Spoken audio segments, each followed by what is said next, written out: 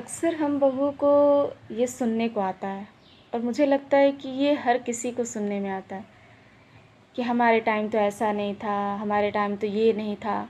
अब हमें बहुत सारी सुविधाएं मिल गई हैं, हमें आराम से हमारी ज़िंदगी हो कट रही है।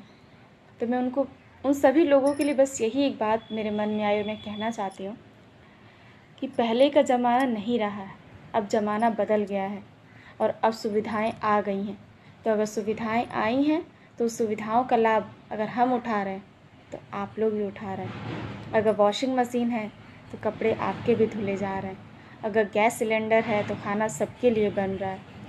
अगर मोटर बाइक है, अगर 4 व्हीलर है तो सभी लोग चल रहा है, सभी लोग जा रहे हैं। तो इसलिए ये ब्लेम करना बंद करिए कि हमारे टाइम में ये नहीं था, हमारे टाइम में वो नहीं था।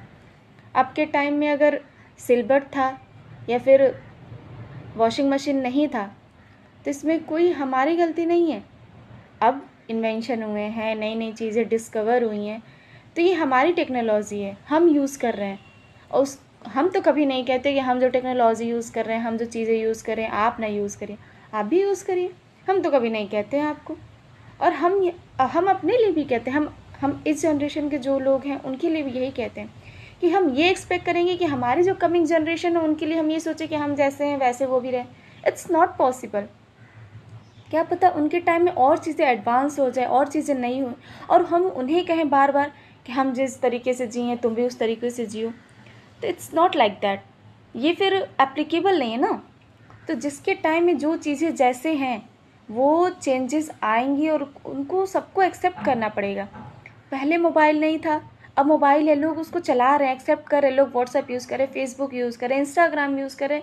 इवन जो ओल्ड पीपल है वो लोग रील्स बना रहे हैं, तो वो लोग चीज़ों को एक्सेप्ट कर रहे हैं। अगर हम इन चीज़ों को कर रहे हैं तो कह रहे हैं कि ऐसे नहीं वैसे नहीं, तुम लोग के ज़माने में ये वो।